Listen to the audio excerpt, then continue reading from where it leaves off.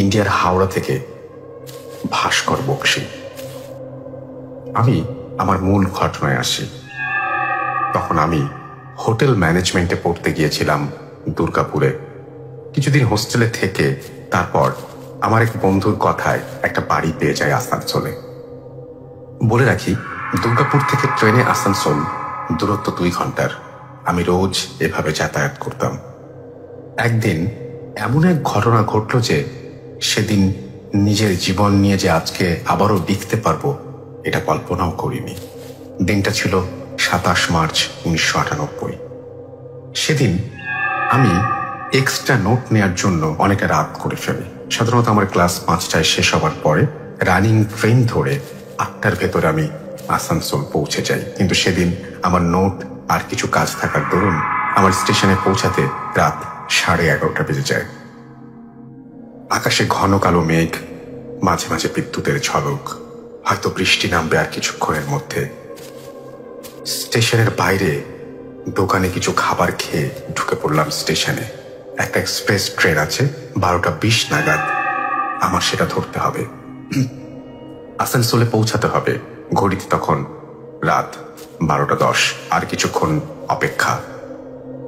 প্রসঙ্গত এই ট্রেনের নাম আমি উল্লেখ করলাম না।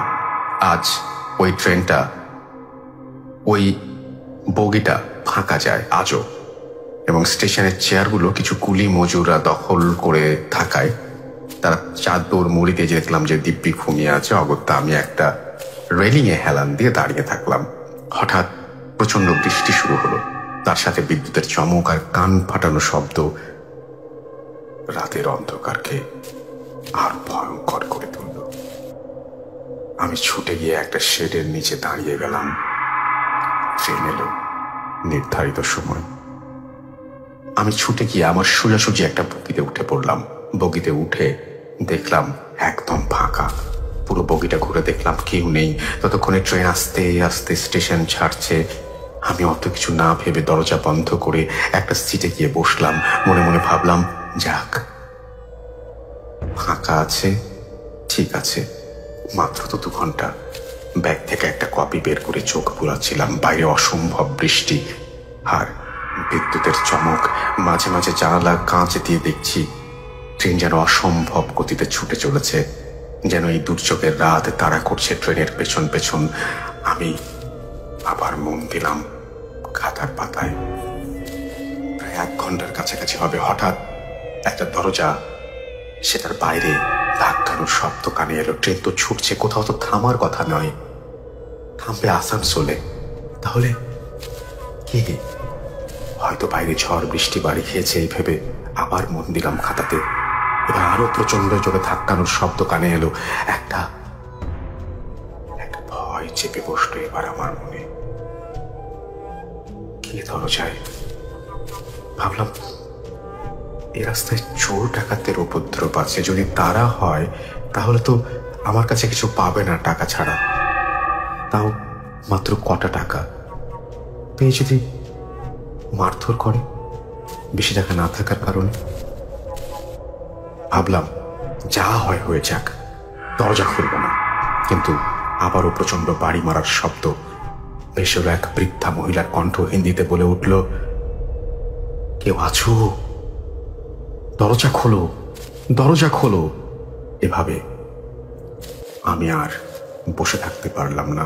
উঠে গিয়ে দরজা খুলতে এক বৃদ্ধা মহিলা হুমড়ি খেয়ে ভেতরে এসে পড়ল। কোন রকমে উঠে আমার দিকে চেয়ে বলল, বুদ্ধি শুদ্ধি নেই নাকি? এত দেরি করে দরজা খুলে? আমি তো পড়ে যেতাম। আমারও মাথা গরম হয়ে উঠল বৃদ্ধাটির কথা শুনে। আমি বললাম, এই চলন্ত ট্রেনে কে উঠতে বলেছিল আপনাকে? বৃদ্ধাটি দাঁত খিঁচিয়ে আমায় বলল, একটুখানি ছেলে আমায় জ্ঞান দিচ্ছে। এই বলে বগি অন্ধকারে মিলিয়ে গেল। বৃদ্ধাটির পরনে একটা অপরিষ্কার শাড়ি আর গায়ে একটা অপরিষ্কার কালো চাদর। আমি দরজা বন্ধ করে এসে বসলাম আমার সিটে। ভাবছিলাম, খামোখা উপকার করতে গিয়ে কতগুলো কথা শুনতে হলো। যাই হোক, আবার আমি খাতাতে মন দিলাম। কিছুক্ষণ পর খাতার পাতা থেকে চোখ তুলতে দেখি আমার সোজাসুজি বৃদ্ধা মহিলাটি বসে হাসছে। আমার বুকের ভেতরে ছ্যাপ করে উঠল। জিজ্ঞাসা করে উঠল, কোথা থেকে ট্রেনে উঠেছি, কোথায় নামবো। এতদূর সব ঠিক ছিল। এবার সে প্রশ্ন করলো, আমি খাতাতে কি পড়ছি। আচ্ছা, আমি ওনাকে কি জবাব দেব? আমার কিছু বলার আগেই উনি আমার খাতাতে লাইন বাই লাইন বলে চলল ঝড়ের গতিতে, তাও আবার একেবারে ইংরেজিতে। আমার মনে হলো আমার বুকের স্পন্দন, হৃদস্পন্দন কানে এলো। আমি কি বলবো বুঝতে পারছিলাম না। এবার উনি আমাকে বলল, একটা গল্প শুনবি বলে নিজে শুরু করে দিল। এমন এক ঝড়ে জল রাতে এক চলন্ত ট্রেনে এক বুড়িয়া উঠে পড়ে। দরজা ধরে থমকে উঠেছিল, কেউ খোলেনি। সেদিন দরজা না খোলায় কিছু দূর গিয়ে বুড়ি ট্রেন লাইনে পড়ে যায়। তার দুহাত কেটে যায়, কিছুক্ষণ পরে মরে যায় ট্রেন লাইনের মাঝেই। কথা না শেষ করতেই ওদের থেকে এক দমকা হাওয়া এসে খুলে দিল বৃদ্ধাটির গায়ের চাদর। স্পষ্ট দেখলাম বৃদ্ধাটির দুটি হাত নেই। এবার আমার মাথা কেমন যেন ঘুরে উঠল।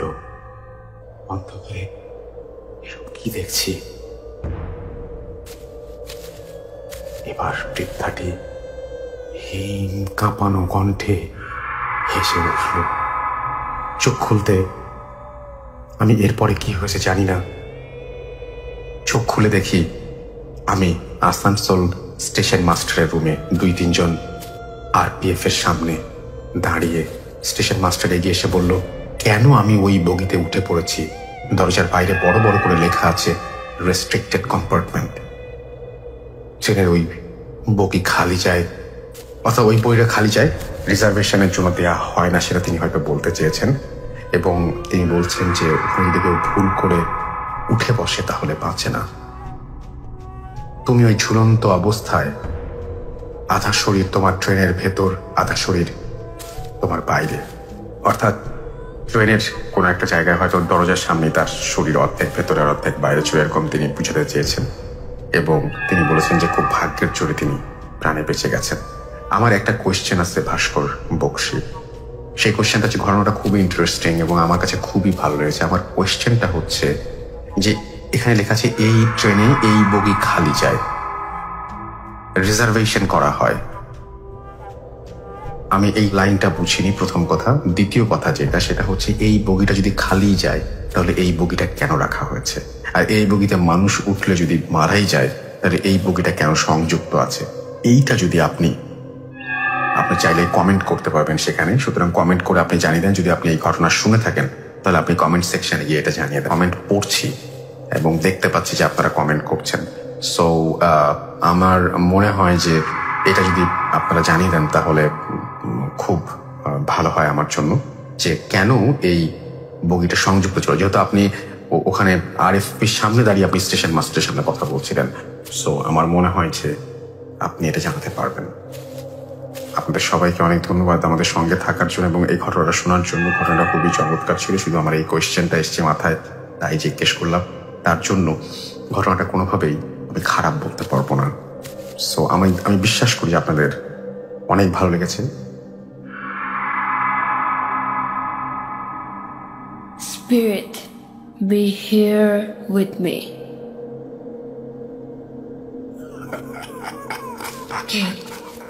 কে তুমি? Voot.com. The fear returns with Russell.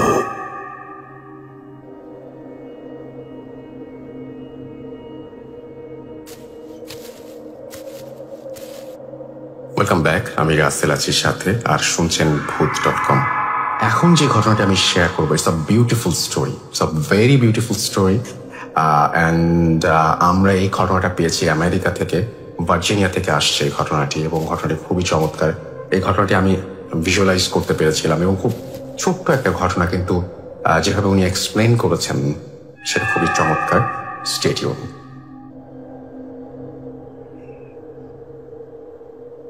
আসসালামু আলাইকুম রাসেল ভাই, আমি রুহি বলছি। আমি বর্তমানে আমেরিকার ভার্জিনিয়াতে থাকি। আমি জানি আপনি ভালো আছেন এবং আপনি সবসময় ভালোর দলে থাকেন, সো আমি জিজ্ঞেস করবো না আপনি কেমন আছেন। শুরুতেই আমি আমার সালাম, দোয়া, ভালোবাসা সবাইকে দিয়ে নিলাম এবং সাথে ক্ষমাও চেয়ে নিলাম, কারণ I am not a story teller. আমি জানি না কিভাবে গুছিয়ে বলতে কতটুকু পারবো কি পারবো না। যদি ভালো লাগে অবশ্যই প্লে করবেন আর আমাকে জানাবেন প্লিজ। তো let's go to the story not the story, the incident that happened with me.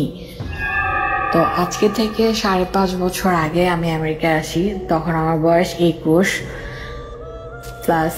তো আমরা যখন আসি তখন সব এত কিছু জানতাম না, চিনতাম না। নতুন দেশ, নতুন শহর, বাবা মাকে ছাড়া প্রথমবার, কোনো গাইডলাইন নাই।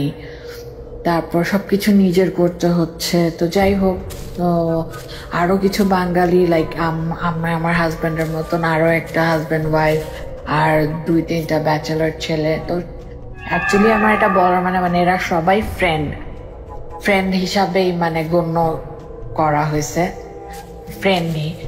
তো আমরা সবাই মিলে একটা 2 bedroom 1 den অ্যাপার্টমেন্ট ভাড়া নেই। তো ওইটা ছিল একটা 12তলা বিল্ডিং, আমরা 11 তলায় ফ্ল্যাট পাই। তো ফ্ল্যাটটা ভাড়া নেই। তো 2 bedroom আর একটা ডেন, স্টোরেজ রুম টাইপ, বাট ওইটাকে ডেন ডাকে। তো ভাড়া নেই। এখন যারা আরেকজন হাজব্যান্ড ওয়াইফ, ওরা মাস্টার বেডরুমটা নেয় with attach bathroom, and they paid the higher amount of rent for that. তো ঠিক আছে, কুল আইডিয়া। তো ওরা একটু বেশি রেন্ট দেয় কজ ওরা ওইটা নিছে। তারপরে আরেকটা 2টা ব্যাচেলার ছেলে, লাইক ওরা 2 ভাই, আপন ভাই, বাট ওরা বেডরুম চাইছে। আর অন্য ওদের কিভাবে সেন্সে কাজ করছে তখন, যে ওরা একটা হাজব্যান্ড ওয়াইফকে বেডরুমটা না দেওয়ার ডিসিশন নিয়ে দে ওয়াজ লাইক না, আমরা নিব। আমরা এমনও বলছিলাম যে আপাতত আমরা হাজব্যান্ড ওয়াইফ, আমাদেরকে বেডরুমটা দাও, আমরা না হয় সামনের মাসে ছেড়ে দিব, একটা মাস আমাদের তো টাইম লাগবে। And they was like no. তো বাঙালি, আবার আমরা ওরকম সম্পর্ক খারাপও করতে চাইনি, বা সম্পর্কেরও কিছু ছিল না অ্যাকচুয়ালি, বাট জানি না, তখন বয়সও কম, বুঝতেও পারি নাই বা হোয়াটএভার। তো যাই হোক, ডেনটা ছিল একেবারে লিভিং রুমের সাথে লাগানো, লাইক একদম লাগানো, লিভিং রুম আর ডেন, একটা হাজব্যান্ড ওয়াইফের জন্য kind of embarrassing to stay in a den. তারপরও আমরা ওটা নিলাম, আর আমরা ওটার জন্য আমাদের অল্প টাকাই পে করতে হয়েছে, বাকিরা যা দিছে তার চেয়ে কমই দিছি। এরপরে হচ্ছিল, বাসাটা ছিল এমন যে ঢুকতেই হাতের বাম দিকে ছিল কিচেনের ওই দিক থেকে আবার আরেকটু জায়গা ছিল ডাইনিং টেবিলের জন্য। সো ওই জায়গাটায় আবার পার্টিশন করে আরেকটা ভাইয়া, ব্যাচেলার, উনিও, he was so nice and cool. এখনো যাদের কথা বলছি তারা সবাই এখনো আমাদের ফ্রেন্ড আছে। তো রিডস ভাইয়া ওইখানে ওর মতন স্পেস বানায়, as is a bachelor. So ওইভাবে স্পেস বানায় ওর মতন একটা জাস্ট ম্যাট্রেস, সিঙ্গল ম্যাট্রেস, ওর একটা 3 feet trolley, I guess games Thames খেলার জন্য, এরকম ও খুব নাইসলি ওর ওই জায়গাটা প্লেস করছে। আর আমরা তারপরে ওই যে লিভিং রুমের অতটুকু জায়গা এবং ওইটার সাথেই ডেনের ওই দরজাটা, আর ওইটা ডেন রুমটা অ্যাকচুয়ালি। তো আমার তেমন কোনো কি আমার কিছুই ছিল না তখন, জাস্ট একটা ম্যাট্রেস, বালিশ, আর একটা স্ট্যান্ডিং আয়না, আর একটা ছোট টি টেবিল, ওইটার উপরে ল্যাপটপ রেখে আমরা ইউজ করতাম। তো এই ছিল সংসার বলতে। তো আমরা আবার সবাই একসাথে বাজার করতাম না, যে যার বাজার করতাম, কারণ যে যার মতন, কারণ তখন সবাই এত রান্নাও পারতো না, কেউ বাইরে খেত, কেউ এইভাবে নিজেরা রাঁধতে মন চাইলে রাঁধতো, না রাঁধতে মন চাইলে না, এরকম টাইপের। তো সবাই সবার কাঁচা মাংস, মুরগি এগুলা কিনে ফ্রিজে, একটা ফ্রিজই ছিল অফকোর্স, ওইখানেই রাখতো, বাট যে যারটা করতো, ইউজ করতো। তো এরকম যাচ্ছিল। তো এভাবে আমরা থাকতাম। সো এর মধ্যে বলে রাখা ভালো, রিডস পাই মানে আমি জব পাই, তো আমার হাজব্যান্ডের কোনো জব না, ও শুধু ক্লাস করে করে। আমি 5 ঘন্টার জব পাই, বাট এভরিডে মানে সপ্তাহে 6 দিন 5 ঘন্টা করতাম, বাট আমার যেতে আসতে 4 ঘন্টা টাইম লাগতো, কারণ আমার তখন গাড়িটার কিছু ছিল না। সো বাসে ট্রেনে করে ঘুরে ঘুরে 2 ঘন্টা যেতে 2 ঘন্টা আসতে লাগতো। তো আমি বাসা থেকে 3টা বাজে বের হতাম, তো 3টা বাজার আগে মোটামুটি বাসা থেকে সবাই চলে যেত, বাসায় কেউই থাকতো না। আমার হাজব্যান্ডের ক্লাসে চলে যেত, ও বাকিরা যার যার কাজে ক্লাসে চলে যেত, তো শুধু থাকতো রিডস ভাইয়া মাঝে মাঝে মানে সেও অ্যারাউন্ড 3টার দিকেই বের হইতো মোস্টলি, কারণ আমি আবার খুব ভীত প্রকৃতির একটা মানুষ, আমি একা বাসায় কোনো দিনই থাকতে পারি না। তো মোস্ট অফ দ্য টাইম যদি রিড ভাইয়া মনে করেন 2টায় বা 2:30টায়ও বের হয়, he use to knock me and say that আমি চলে যাচ্ছি, তুমি তোমাকে বলে গেলাম তুমি একা বাসায়, এরপরে আমি একটু বের হয়ে যাচ্ছি। আর রিজ ভাইয়ার গাড়ি ছিল, তো দেখা যেত রিজ ভাই যদি 2:30-3টার দিকে বের হতো, দেন ও আমাকে বলতো তোমাকে আমি মেট্রো পর্যন্ত ড্রপ করে দেবো, তারপরে তুমি চলে যাও। কারণ আমার বাসা থেকে মেট্রো হেঁটে যেতে 15 to 20 মিনিটস লাগতো, বাট বাসে 3 মিনিটের মতো লাগতো, 3 থেকে 4 মিনিট, কিন্তু প্রায় $2, $1.97 করে নিত। তো তখন ওই টাকাটাও আমার জন্য অনেক বেশি ছিল। তো মোস্ট অফ দ্য টাইম আমি অনেক আগে বের হতাম, যাতে আমার ওই $2 খরচ না হয়, হেঁটে হেঁটে আমি স্টেশন পর্যন্ত যেতাম। তো এই কারণে যখন ধর ঠান্ডা কম বা স্নো হয় নাই বেশি, এরকম হলে তখন হেঁটে হেঁটে যেতাম বা করতাম। তো আর মোস্ট অফ দ্য টাইমই যে রিজ ভাইয়া আমাকে নামাতো, বলতো আমি তোমাকে ড্রপ করে চলে যাবো, বিকজ 3 মিনিটের রাস্তা। তো আর না নামাতে পারলো, যদি আগে চলে যেত আমাকে বলে যেত। তো ওই দিন এমন একটা নর্মাল দিনের মতোই আমি বাসায় ছিলাম, আমি রুমের মধ্যে আমি 12টার দিকে সম্ভবত ওয়াশরুম ইউজ করে এসে রুমের মধ্যে ঢুকছি, আর বের হইনি রুম থেকে, যে একেবারে রেডি হয়ে একবারে বের হয়ে যাব, কাজে চলে যাব। তো আমি আমার বাসায় বাংলাদেশে কথা বলছিলাম, বাংলাদেশে তখন 1-2টা প্রায় এরকম বাজে। তো এর কথা বলতে বলতে আমি রেডি হলাম, জ্যাকেট ট্যাকেট পরলাম, সে হেভি জ্যাকেট, অনেক কিছু মানে পুরা হেভি। আমি জ্যাকেট ট্যাকেট পরে রেডি, জাস্ট আমি বের হব, জুতাটা পরবো আর পুরা মানে অ্যাপার্টমেন্টটা থেকে বের হয়ে যাব। এমন মুহূর্তে in the mean time while stalking, আমার বাসায় আব্বু আম্মুর সাথে যখন আমি কথা বলতেছি, একটা ফ্ল্যাটে যদি মানুষের প্রেজেন্স থাকে আপনি কিন্তু বুঝতে পারবেন যে হ্যাঁ আছে, বাসায় কেউ না কেউ আছে, there is somebody or someone or whatever। তো আমার মাথায় এটাই ছিল যে রিজ ভাইয়া বাসায় আছে। তো আমি মানে আওয়াজ মানে কথা বলছি মাঝখানে আমি বুঝতে পারছি যে কেউ টয়লেটে গেল আসলো, কেউ কফি বানাচ্ছে, বা মানে there is somebody outside of my room, like in a living area, যেখানে মানে there is a movement happening। আর ওইটা আমার কাছে কোনো আজব লাগে না, বিকজ আমার মাইন্ডে ছিল রিজ ভাইয়া বাসায় আছে। তারপর আমি রেডি হয়ে আমি বলছি প্রায় 3টা বাজে, রিজ ভাইয়া বললো না আজকে নামাবে কিনা, থাকা আমিও কিছু জিজ্ঞেস করবো না, আমি আমার মতো বের হয়ে যাব।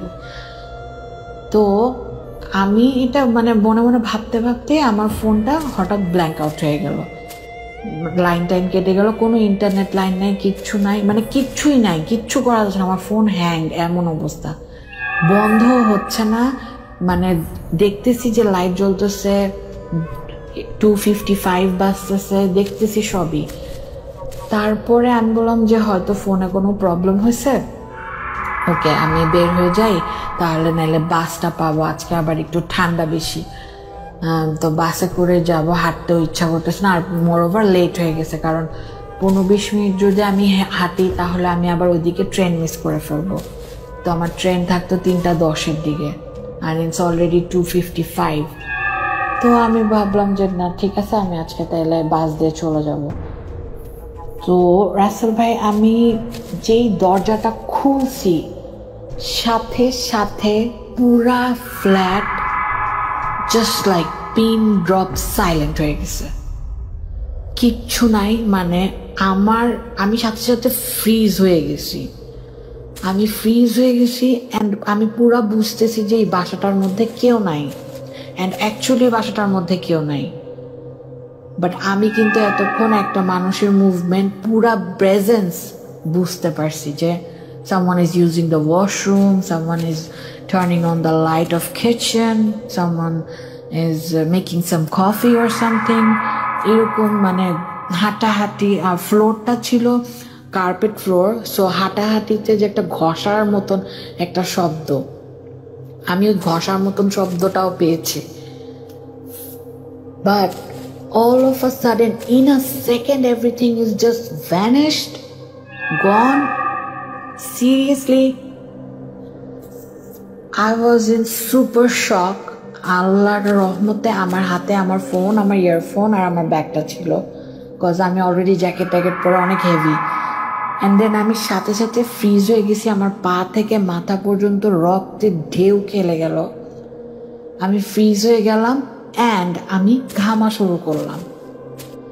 আমি কখনো এত ঘামি নাই, আমি ইউজুয়ালিও এত ঘামি না, যতই গরম থাকুক। The sweat doesn't happen to me, like মানে ঘামটা আমার খুব কম হয়। আমি ঘামতেছি, মানে মনে হচ্ছে কি আমার মাথার উপরে কেউ শাওয়ার অন করে দিয়েছে, বৃষ্টির মতন আমার মাথার দুই সাইড দিয়ে, মানে পুরা মাথা ভিজে ঘেমে অস্থির পানি টয়ে পড়তেছে, এরকম অবস্থা। সো এমন অবস্থায় আমি ফ্রিজড, আমি নড়তে চড়তে পারতেছি না। তারপরে আমি একদম আমার কানের কাছ থেকে একটা গরম নিঃশ্বাসের ভাব ফিল করলাম। এটা ফিল করার সাথে আমি একটা ঢোক গিললাম।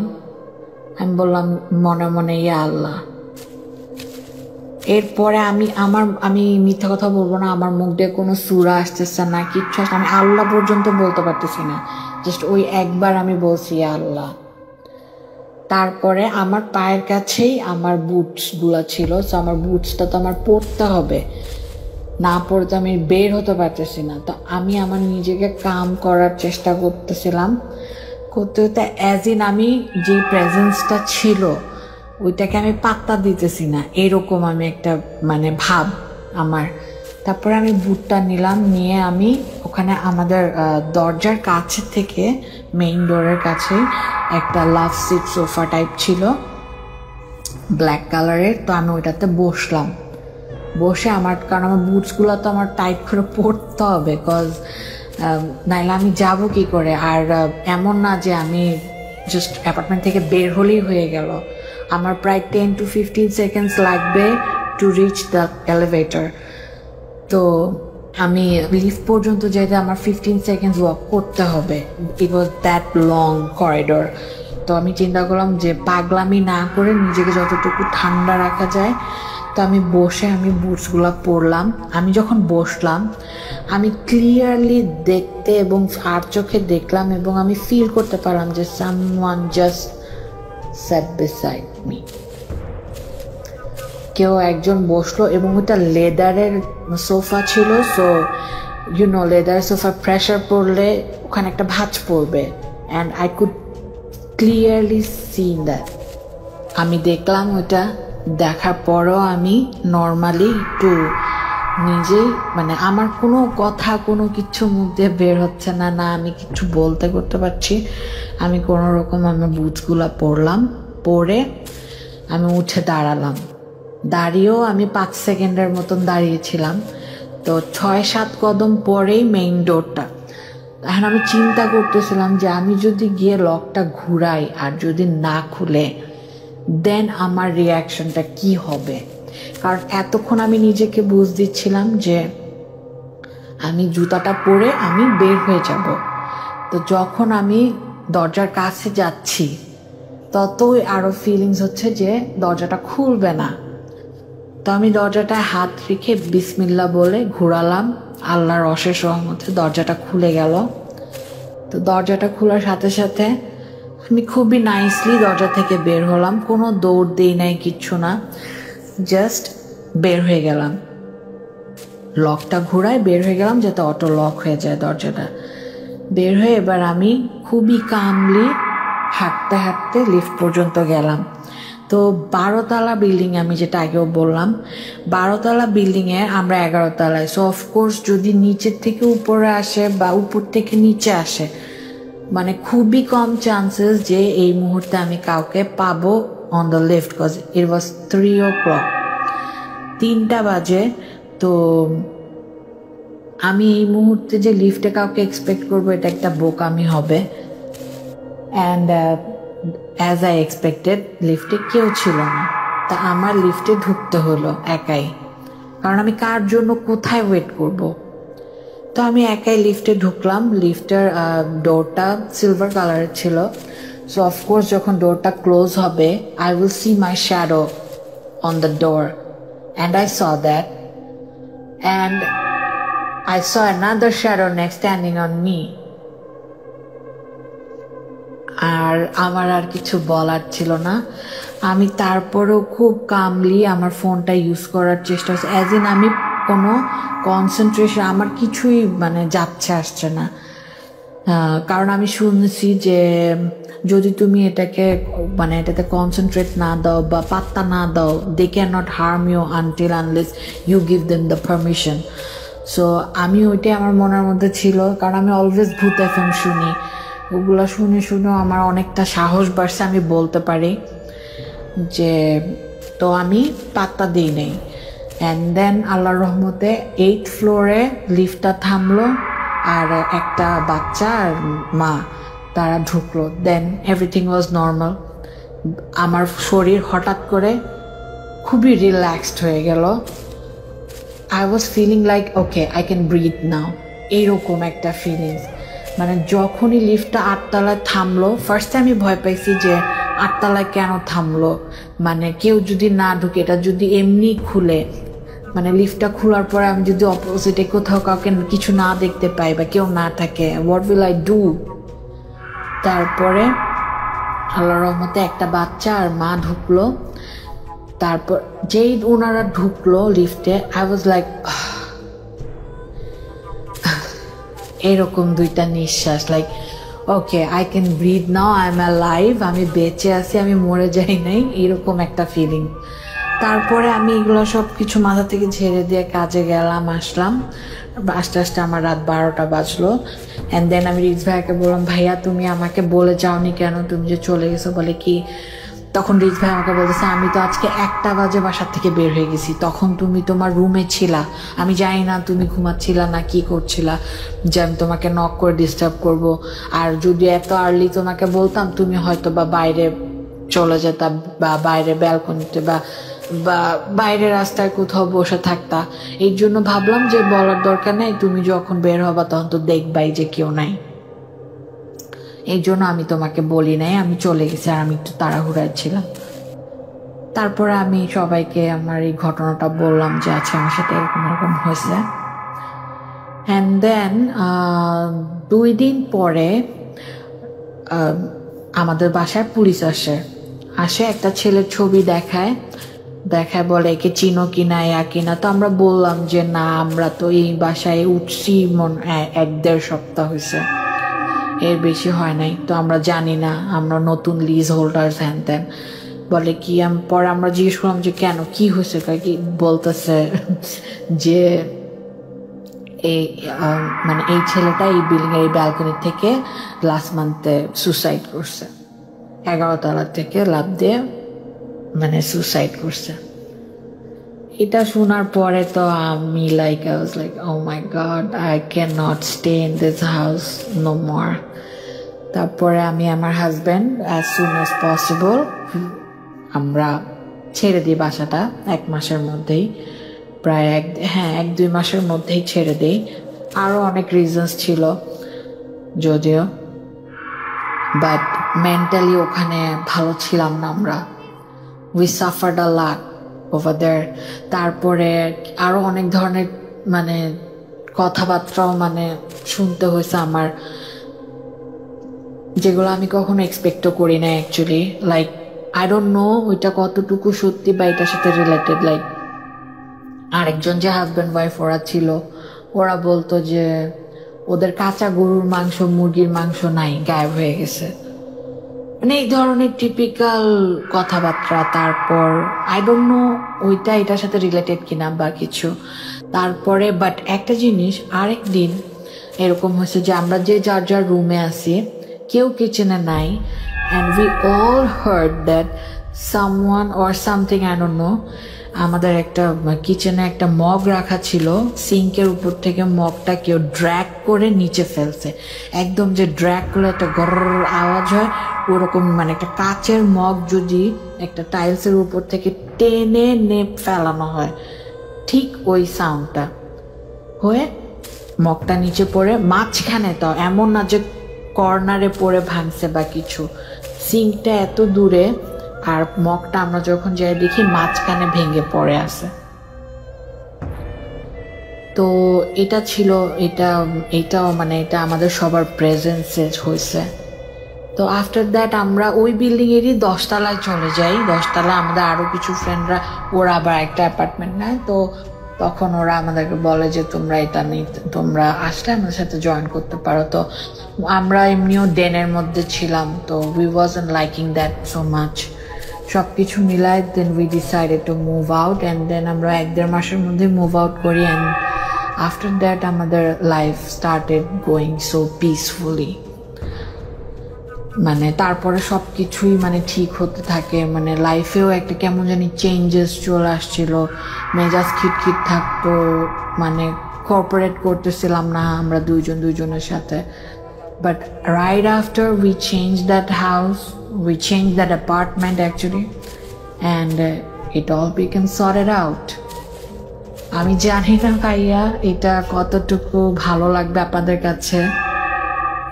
ভালো লাগলে অফকোর্স প্লে করবেন। ভূত FM ছিল, ভূত.com আছে, আমরাও আছি। আমার জন্য দোয়া করবেন, আমার হাজবেন্ডের জন্য দোয়া করবেন। আপনারা সবাই ভালো থাকবেন, সুস্থ থাকবেন। Spirit, be here with me.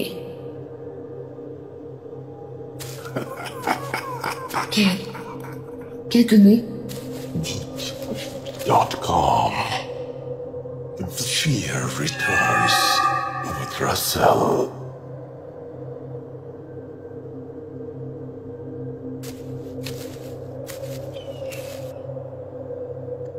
Welcome back. আরও একবার আপনাদের সবাইকে স্বাগত জানাচ্ছি। আমি রাসেল।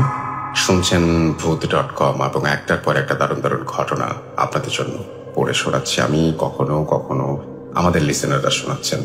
তো এখনো তেমনি একটি ঘটনা আমি আপনাদের সাথে শেয়ার করতে চাই, যে ঘটনাটি আমাদের ইমেল করেছেন আমাদের একজন অতিথি। তিনি অনেক কথাই লিখেছেন, সে কথাগুলো হয় বাদ দিলাম। তিনি আমার ভূত.com-এর সাফল্য কামনা করেছেন, তারপরে তিনি লিখেছেন সবসময় তিনি আমাদের সাথে আছেন। যেভাবে লিখেছেন আমি সেইভাবে পড়ছি।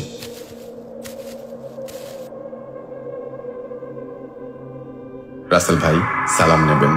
আমি শাহেদ, নারায়ণগঞ্জের সিদ্ধিরগঞ্জ থেকে লিখছি। ঘটনাটি এক অ্যাম্বুলেন্স ড্রাইভারের। একবার আমার ফুপু অসুস্থ হয়ে ঢাকা মেডিকেলে ভর্তি ছিলেন। ওনাকে দেখতে আমি হসপিটালে যাই। তো ওনার সাথে কথাবার্তা বলে হাসপাতালের বাইরে যাই একটু ঘোরাঘুরির জন্য। হাসপাতালের ইমার্জেন্সি গেটের সামনে অনেকগুলো অ্যাম্বুলেন্স পার্ক করা ছিল। ঠিক তার পেছনেই 10-12 জন লোক একত্রে গল্প করছিল। কথাবার্তা যতটুকু বুঝতে পারলাম ওনারা অ্যাম্বুলেন্সের ড্রাইভার। হঠাৎ ওনাদের আড্ডার মাঝে গিয়ে জিজ্ঞেস করলাম, ভাই আপনারা তো রাতে রোগী বা লাশ নিয়ে দেশের বিভিন্ন জায়গায় যাতায়াত করেন, তো আপনাদের সাথে এমন কি কোনো ভৌতিক ঘটনা ঘটেছে? প্রশ্নটা করার সাথে সাথে সবাই একটু কেমন যেন হয়ে গেল, কেমন করে যেন তাকালো। আমি একটু বিব্রত বোধ করলাম। কেউ তেমন কিছু বলতে চাইল না। এই অবস্থা দেখে আমি আশাহত হয়ে যখন আবার হেঁটে হাসপাতালের দিকে রওনা দেব, ঠিক তখনই ওদের মাঝখান থেকে একজন এগিয়ে এলো আর বলল তার সাথে ঘটা একটা ঘটনা আছে। আমি ডিটেলস জানতে চাইলাম। ঘটনাটি উনি ওনার মুখে যেভাবে বললেন সেইভাবে তুলে ধরলাম। উনি বললেন ঘটনাটা 2006 সালের। অনেক সময়ই দেশের কোনায় কোনায় লাশ নিয়ে আমাদের যেতে হয়। কখনো লাশের সাথে লোকজন থাকে, কখনো থাকে না। তেমনি এক রোগী মারা যায় এই মেডিকেলে। বেশ অনেক দিন রোগে ভুগে মারা যায়।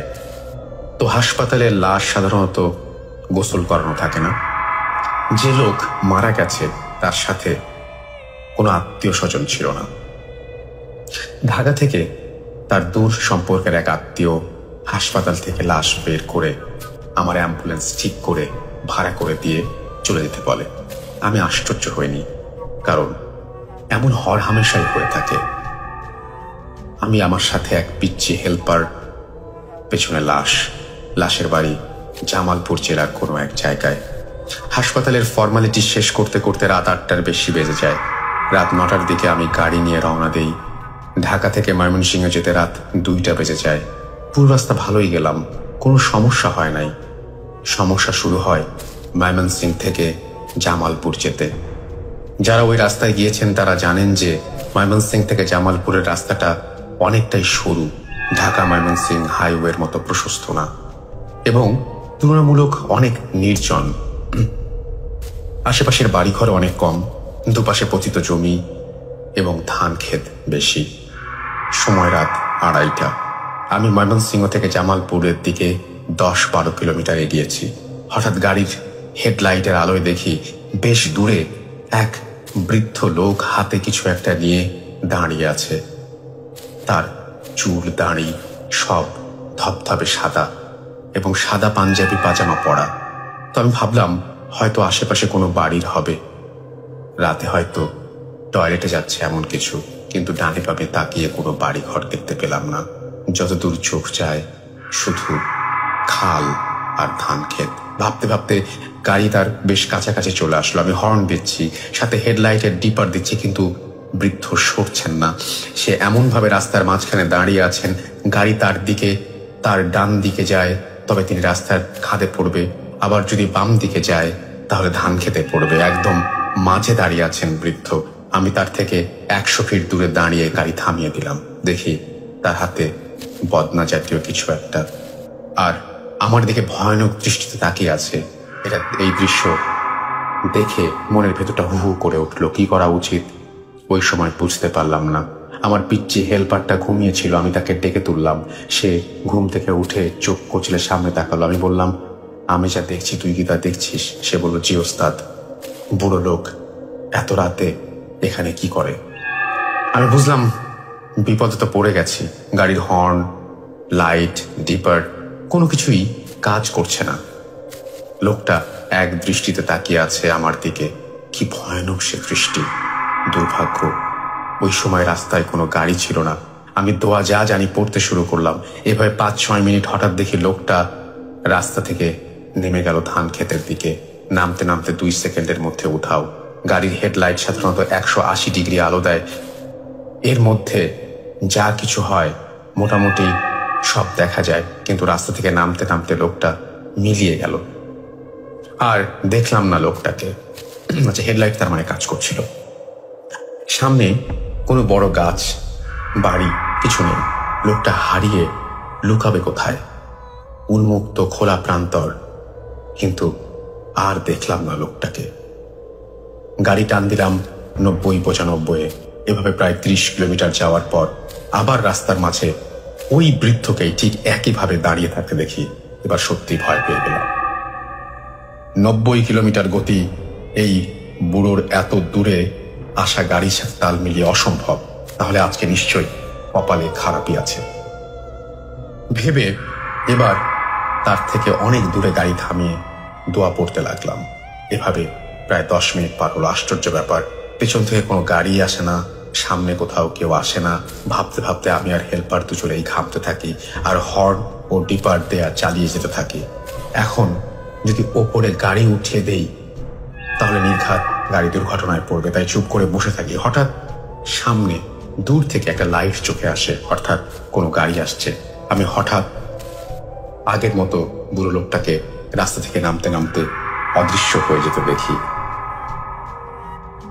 কিছুক্ষণ পর ওই দিক থেকে একটা ট্রাক আসে আমার দিকে, এসে একদম আমার গাড়ির পাশে ট্রাকটা থামায়।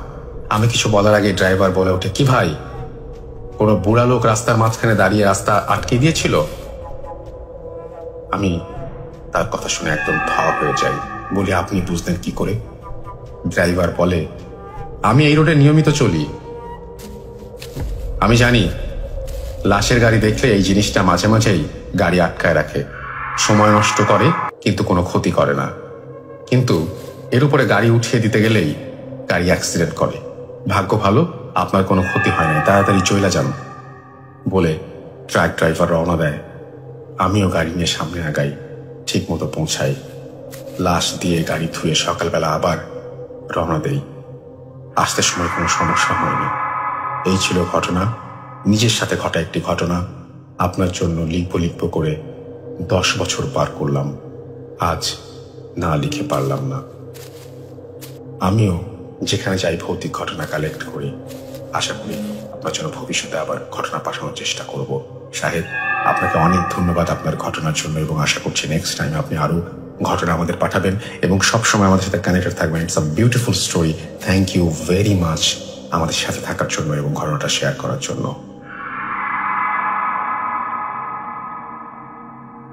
Spirit, be here with me.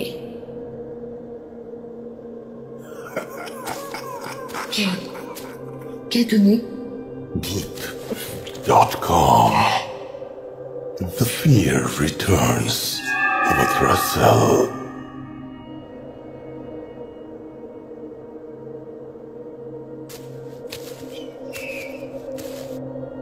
আমি এখন যেটা করব, আরো একটা ঘটনা শোনাবো, যে ঘটনাটা ফাঁসি নিয়ে, এবং যে ঘটনাটি শেয়ার করেছেন সেটা হচ্ছে ইন্ডিয়ার সিমলা থেকে।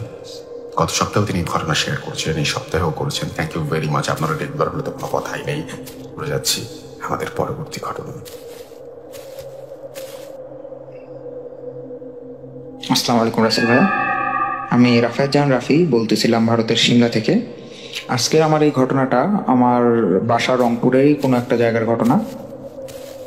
আমার একজন বড় ভাই আমাকে এই ঘটনাটি পাঠাইছেন, ওনার ফ্রেন্ডের ঘটনা আর কি এটা। তো যেই ফ্রেন্ডের ঘটনা, ওই ফ্রেন্ডটার একজন আপুর সাথে অনেকদিন যাবত রিলেশন ছিল, প্রায় 6-7 বছরের রিলেশন ছিল। তো আপুটার এক পর্যায়ে বাসা থেকে বিয়ের চাপ আসতে থেকে, বিয়ের প্রেশার দেয়, যেরকম বিয়ে কর, বিয়ের প্রস্তাব আসতে থাকে অনেক ধরনের। তো আপুটা ভাইটাকে বলে যে এরকম আমার তো বিয়ের প্রস্তাব আসতেছে।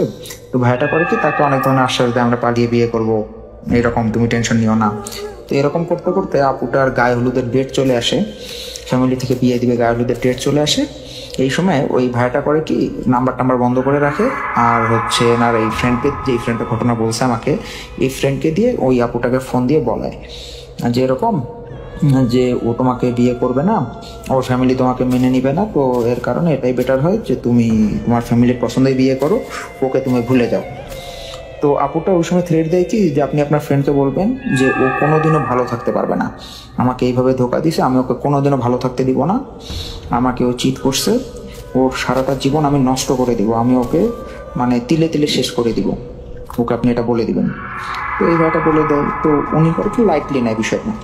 তো আপুটা যেদিন ওনার গায়ে হলুদ, 9টার দিকে গায়ে হলুদ ছিল ওনার, উনি করে কি সন্ধ্যা 8টার দিকে ওনার বাসার পিছনে একটা ডোবা ছিল, সেই ডোবাটার মধ্যে একটা বড়ই গাছ ছিল, বড়ই গাছের মধ্যে উনি গলায় দড়ি দেয়।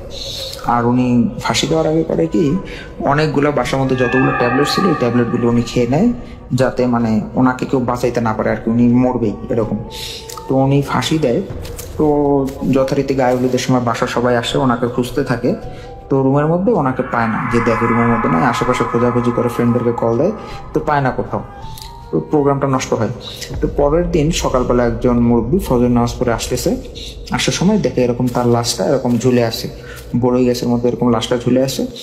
আর তার লাশটা মানে খুবই ভয়ানক একটা রূপ ধারণ করছিল। তার চোখ দুটা পুরা বের হয়ে আসতেছিল, তারপরে তার জিহ্বাটা অনেক দূর বড় হয়ে আসছে, পুরা বডিটা নীল বর্ণ ধারণ করছে, মানে একদম কালো টাইপের নীল, একদম ডিপ নীল বর্ণ ধারণ করছে। আর তার লাশটা যারাই দেখছে তারাই ভয় পেয়েছে, এতটা পরিমাণ ভয়ঙ্কর একটা মানে রূপ ধারণ করছিল। পুরা বডিটা ছিল নীল, আপুটা ছিল অনেক ফর্সা, অনেক সুন্দর দেখতে ছিল, কিন্তু যখন সে মারা গেছে তার বডিটা পুরো বীভৎস একটা আকার ধারণ করছে, জিহ্বা বড়। তো এরকম। তো তার বাবা তার জানাজার জন্য মসজিদে বলে, তো মসজিদের ইমাম মুয়াজ্জিন কেউই রাজি হয় না, যে না, সুইসাইড করার লাশ আমরা জানাজা পড়াবো না, এতে এমনিও জাহান্নামে যাবে, আমাদের ইসলাম ধর্মে তো সুইসাইডটা পুরোপুরি হারাম একটা কাজ, তো আমরা এর জানাজা পড়াইতে পারবো না। তো আবার এর মা বাবা সবাইকে গোসল দেওয়ানোর জন্য এলাকার আশেপাশের মহিলাদেরকে বলতে থাকে যে এরকম গোসল দেবে। কেউ আর লাশের কাছে আসতে চায় না, মানে খুবই ভয় পায়, ভয়ানক একটা কিছু করে না, সবাই ভয় পায়। এক পর্যায়ে হয় কি, তার লাশ এইভাবেই মানে নাওয়ান ধাওয়ান করায় নেই, জানাজাও করা নেই, ওইভাবেই কাফনের কাপড় কিনে তার আত্মীয় স্বজনরা মিলে গিয়ে কবরস্থানে গিয়ে কবর দেয়। তো তারপরে 2-3 দিন খুবই মানে থমথমে একটা পরিবেশ থাকে ওই এলাকায়। তো তৃতীয় দিন থেকে হয় কি, ওই এলাকার যে রোড লাইট ছিল, ডোবাটার পাশেই যে রোড লাইট, ওটা আসলে গলির একটা রাস্তা, পাড়ার গলি, ছোট গলির রাস্তা, সেই রোড লাইটটা কেটে যায়। তো দেখা যায় বিকালে সন্ধ্যা হওয়ার আগে আগে জ্বালায় দেয় রোড লাইটগুলো, যেই সন্ধ্যা হয় 1 ঘন্টার মতো থাকে, তারপর রোড লাইটটা কেটে দেয়। তারপর এরা ইলেকট্রিসিটি বোর্ডকে জানায় যে এরকম রাস্তার রোড লাইটটা কেটে যাচ্ছে, রোড লাইটটা ফিউজ হয়ে যাচ্ছে, রোড লাইট থাকতেছে না। তো ইলেকট্রিসিটি বোর্ডের লোক আসে, আবার চেঞ্জ করে দেয়। তো এরকম অনেকবার, মানে 6-7 বারের মতো চেঞ্জ হওয়ার পরেও দেখে যে হচ্ছে না, লাইটটা সর্বোচ্চ 1 ঘন্টার মতো চলতেছে, কোনো যান্ত্রিক ত্রুটিও নেই, কিছুই নেই। তারপরেও 1 ঘন্টার মতো চলতেছে, তারপরে লাইটটা কেটে যাচ্ছে। তো এক পর্যায়ে ওরা পরে কি পুরো লাইটের সেটটাই চেঞ্জ করে দেয়। তারপরেও যে দেখে যে সর্বোচ্চ 1 ঘন্টা হয়তো জ্বালাই দিল, 1 ঘন্টার মতো জ্বলবে, তারপর কেটে যায়। তো তারপর থেকে আর ওই রাস্তায় আর রোড লাইট জ্বালায় না, ওই একটা রোড লাইট আর জ্বলে না, যেই রোড লাইটটা পুরো হচ্ছে আপনার ডোবাটাকে কভার করতো। তো যার কারণে ওই জায়গাটা পুরো অন্ধকারই থেকে যেত। তো ওই রাস্তায় হয়তো কি কেউ সন্ধ্যার পরে আর যাতায়াত করতো না, নর্মালি ভয় পাইতো সবাই। তো একদিন আমাদের এই মানে এলাকার বড় ভাইটার ফ্রেন্ড, উনি আসতেছিল ওই রাস্তাটা দিয়ে। তো তখন দেখে কি উনি যে ওইখানে মানে কান্নার আওয়াজ আসতেছে, গুনগুন করে কান্নার আওয়াজ আসতেছে। তো উনি মানে খুবই ভয় পায়। তো তারপরে এই ঘটনাটা শেয়ার করে সবাইকে। তারপর আবার মানে কিছুদিন পরে আবার আরেকজন যাচ্ছিল ওই রাস্তাটা দিয়ে, সন্ধ্যার পরে দেখে হাসির আওয়াজ আসতেছে। আবার মাঝে মাঝে কেউ হয়তো যাচ্ছে রিক্সা দিয়ে, দেখতেছে হচ্ছে আপনার মানে ঝুলে আছে, বডিটা ঝুলে আছে, পা গুলা নড়তেছে, এইরকম যে দেখতেছে। হঠাৎ করে চোখ গেছে ওইদিকে, দেখতেছে গাছের মধ্যে বডিটা ঝুলে আছে, ফাঁসির মানে ওইভাবে গলায় জড়িত অবস্থায় বডিটা ঝুলে আছে, পা নড়তেছে। তো এইরকম মানে এই প্রবলেমটা অনেকে দেখে, এলাকার অনেক মানুষ এটা ফেস করে, যে হ্যাঁ দেখতেছে যে এরকম কান্নার আওয়াজ আসতেছে, বডি ঝুলে আছে, এগুলো দেখে।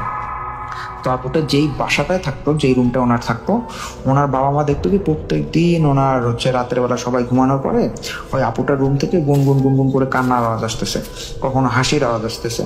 তো কখনো বা হয়তো বা এরা খাইতে বসতে সবাই দেখতেছে ওই আপুটার রুমের মধ্যে কেউ একজন মানে হাঁটাহাঁটি করতেছে, এরকম। আবার দেখা গেলো এরা ঘুমাইছে, রাতের বেলা ধাপ ধাপ ধাপ ধাপ করে দরজা নক করতেছে জোরে জোরে। তো দরজা নক করতেছে, দরজা খুলে দেখে কেউ নেই।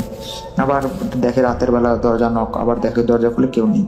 তো আবার মাঝে মাঝে এমন হতো দেখতো বাথরুমের মধ্যে পানি পড়তেছে। তো এই প্রবলেমগুলো হইতে থাকে। তো এক পর্যায়ে করে কি হুজুরকে ডাকে, এরা হুজুরকে ডাকার পরে হুজুর আসার পরে বলে সব ঘটনা, যে এরকম এরকম হুজুরে এই ঘটনা ঘটছে। তো হুজুর এসে পর কি বলে যে আসলে আমি তো এখানে করবো, আমি শুধু রুমটাই বন্ধ করে দিতে পারবো, এর বেশি আর এখানে করা তো সম্ভব না। তো রুমটা বন্ধ করে দেয়।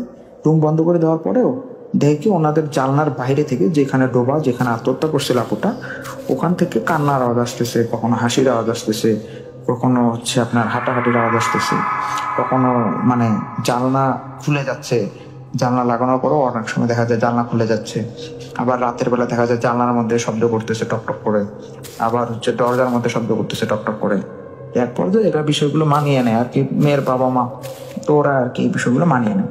কিন্তু আশেপাশে যে ভাড়াটিগুলো থাকে এরাও আর কি এই প্রবলেমগুলো ফেস করে, ইচ্ছা করে, মানে তাদেরকে আর কি একটা ডিস্টার্ব করার জন্য আর কি এই প্রবলেমগুলো করা হচ্ছে। তো ওরাও ফেস করে, যেরকম দেখতেছে কান্নার আওয়াজ আসতেছে। তো এলাকার মধ্যে ওই জায়গায় আশেপাশে আর ভাড়াটি থাকতে চাইতো না, ভয় পেত ওরা। দেখা গেলো জানলা খুলছে, জানলা দিয়ে দেখতেছে যে মেয়েটার বডিটা ঝুলতেছে ওইভাবে, হয়তো বা কেউ যাচ্ছে দেখতেছে এরকম বডিটা ঝুলতেছে।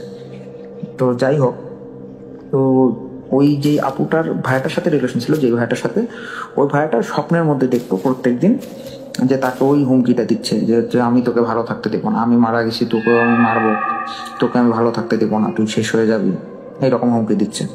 তারপর উনি শুয়ে আছে, হঠাৎ করে ওনার মনে হচ্ছে কি ওনার একদম কপাল চোখ বরাবর পা ঝুলতেছে। মানে কি একটা ভয়ঙ্কর ফিলিংস, মানে মনে হচ্ছে ওনার এই ফ্যানের মধ্যে কেউ একজন ফাঁসি দিছে, গলায় দড়ি দিছে, আর তার পাটা তার চোখ বরাবর ঝুলতেছে। আর পা গুলা নড়ার কারণে যে বাতাসটা আছে, সেই বাতাসটা সে মানে তার নাক বরাবর বাতাসটা পাচ্ছে সে, যে পা গুলো ধীরে ধীরে নড়তেছে। তো চোখ খুলে দেখে কেউ নেই। আবার সে হয়তো কাত হয়ে শুয়ে আছে, দেখতেছে চুল টুল মানে চোখ বন্ধ অবস্থায়, মানে তার এমন মনে হচ্ছে যে আপুটা চুল টুল মানে খোলা অবস্থায় তার দিকে তাকায় আছে, চোখ বড় বড় করে, চোখ মানে বড় বড় দৃষ্টিতে তার দিকে তাকায় আছে। তারপরে সে চোখ খুলে দেখে কেউ নাই। আবার সে মেসে থাকতো, তো মেসের পাশের রুমের ওদেরকে ডেকে আনতো যে এরকম কোনো সমস্যা হচ্ছে। ওরা আসে দেখতো নর্মালি কিছু নেই। তো সে এক পর্যায়ে করে পাশের রুমের একজনকে তার রুমে শিফট করে নেয়। তো তার রুমে শিফট করার পরেও দেখা যেত কি এরকম দেখতেছে যে এরকম তার মানে এরকম একটা ফিলিংস হচ্ছে যে উপর ফ্যানের উপর থেকে যে তার পাটা একদম বরাবর তার নাক বরাবর ঝুলতেছে, তো পায়ে দিয়ে ব্লাড পড়তেছে, এরকম একটা তার ফিলিংস হচ্ছে যে পায়ে দিয়ে ব্লাড অথবা লিকুইড পানি জাতীয় কিছু একটা পড়ছে। তো সে সাথে সাথে চিল্লাই উঠতো, উঠিয়া দেখতো যে না উপরে আসলে ফ্যানের ওখানে কিছুই নেই। কিন্তু সে যখন আয়নার সামনে যায় দেখে যে হ্যাঁ তার একদম কপালের মধ্যে 2-3 ফোঁটা ব্লাড। আসলে কই থেকে আসলো কি সে আসলে মানে বুঝতে পারে না। তারপরে আবার মাঝে মাঝে এই ঘটনাটা ঘটতে থাকে, যেরকম সে ফিল করতে থাকে যে তার যখনই শুইতো সে ফিল করতো যে তার ফ্যানের উপরে ফ্যানের সোজাসুজি তার মাথা বরাবর কারো একজনের পা ঝুলছে আর তার পা দিয়ে ব্লাড পড়তেছে, আর সেটা তার মুখে পড়তো। তো এক পর্যায়ে সে তার ফ্রেন্ডকে দেখায়, ফ্রেন্ডকে ডেকে বলে যে দেখ ব্লাডটা আসলো কই থেকে এরকম কম। তো আসলে প্রবলেমটা বাড়তে থাকে ধীরে ধীরে। তারপরে একদিন তারা রাতের বেলা আসে, ভাইয়াটা ম্যাচে আসে। তো ওই সময় ওনার ম্যাচের যে রুমমেট সে বাসায় গেছিল। সে আসার পরে ম্যাচে আসার পরে সে দেখে কি ম্যাচের মধ্যে কান্নার আওয়াজ আসতেছে আর বলতেছে জোরে জোরে তোকে আমি মেরে ফেলবো, তোকে আমি বাঁচা দেবো না, তোর জন্য আমি মারা গেছি, এরকম হুমকি ধামকি। তো তারপরে সে করে কি ওই রুমে আর থাকে না, পাশের রুমে শিফট হয়ে যায়। তো পাশের রুমেও এই প্রবলেমগুলো হইতে থাকে। তাকে এরকম স্বপ্নের মধ্যে কখনো কখনো যে ফ্যানের উপরে পা ঝুলে আসে, কখনো বা সে ফিল করতেছে যে তাকে এরকম তার একদম চোখ বরাবর একটা মাথা তার দিকে তাকায় আছে, চোখ বড় বড় করে হাসতেছে, হাসি হাসতেছে। তো এরকম মাঝে মাঝে সে শুনতেও পাইতো। কখনো সে মনে করতো যে আমি স্বপ্নের মধ্যে ছিলাম, কখনো সে মনে করতো যে না আমি জেগেই ছিলাম। যেরকম এক সময় মানে সে অনেক একটা পেইনফুল ব্যাপার হয়ে যায় তার জন্য, সে মানে একদম পাগলের মতো হয়ে যায়। তো তার এই ফ্রেন্ডটাকে সে শেয়ার করে যে দোস্ত এরকম ঘটনা ঘটতেছে আমার সাথে প্রতিনিয়ত, আমি কি করব বল। তো তারা একজন হুজুরের কাছে যায়। সেই হুজুরটা তারা যাওয়ার সাথেই বলে তুই বাইরে থাক, তুই আমার ভিতরে আসবি না, তুই পাপি, তোর জন্য মারা গেছে মানুষ, এরকম বলে যে তোরা এখান থেকে চলে যায়। এরকম 2-3 জনের কাছে যায় তারা। কেউই মানে দেখলেই যাদের আধ্যাত্মিক জ্ঞান আছে বা অনেকে বলার পরে বলে যে না আমি এই বিষয়ে কিছু করতে পারবো না। তো শেষে 4th নম্বর একজন হুজুরের কাছে যায়। সেই হুজুরটা এনাকে যাওয়ার পরে বলে তুই বাইরেই থাক, আমি আসতেছি ওখানে। তারা বাইরে আসার পরে বলে যে তুই যে কাজটা করছিস সেটা তো তুই ঠিক করিস নি। তো আসলে ইনি তো কিছুই বলে নাই, ইনি কিছু শেয়ারও করে নাই।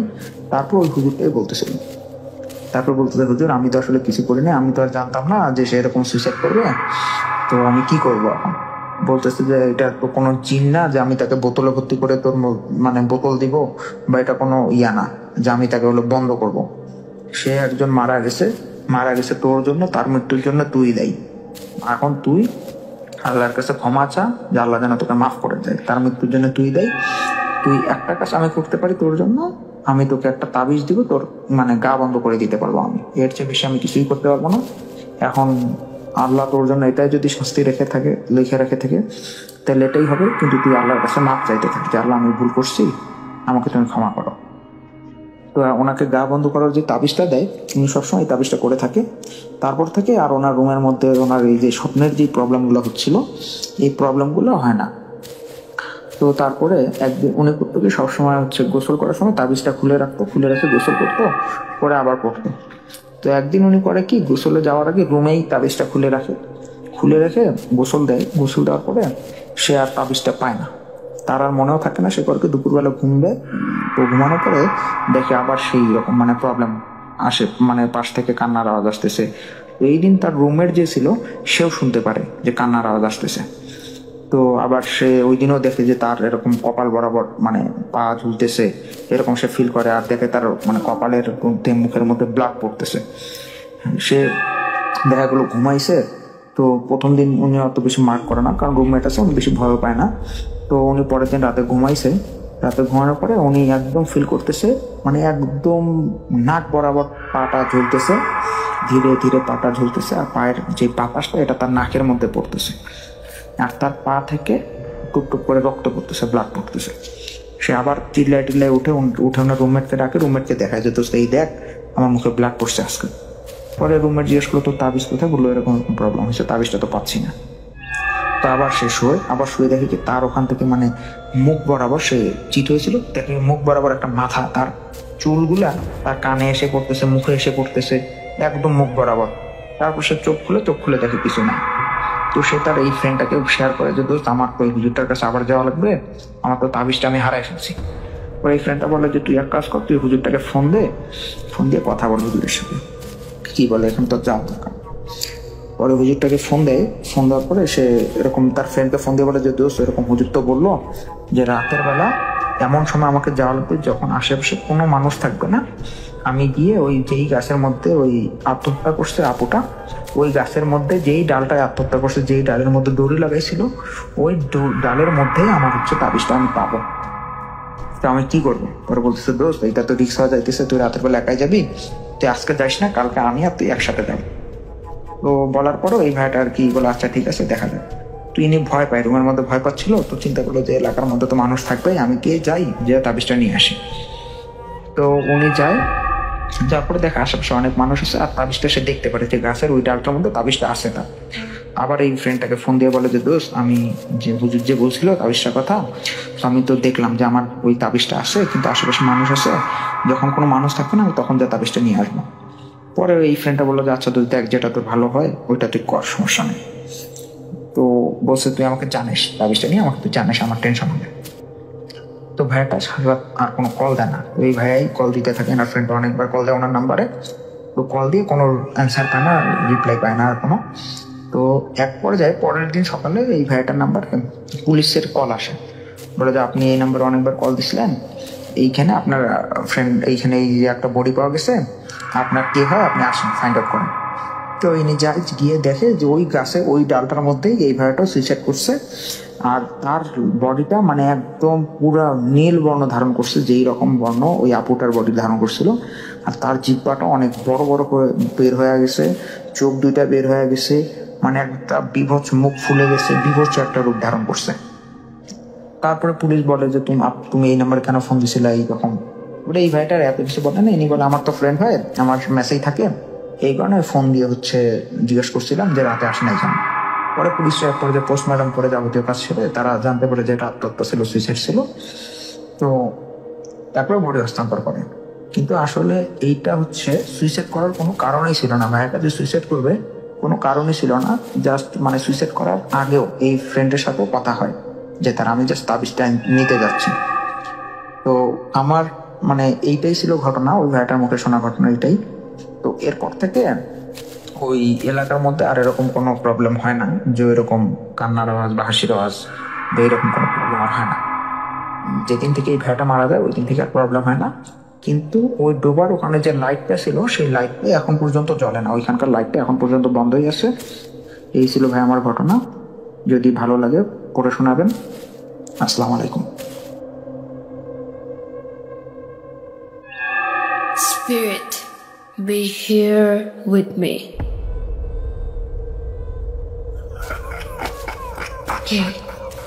কে তুমি? Deep.com. The fear returns with Russell.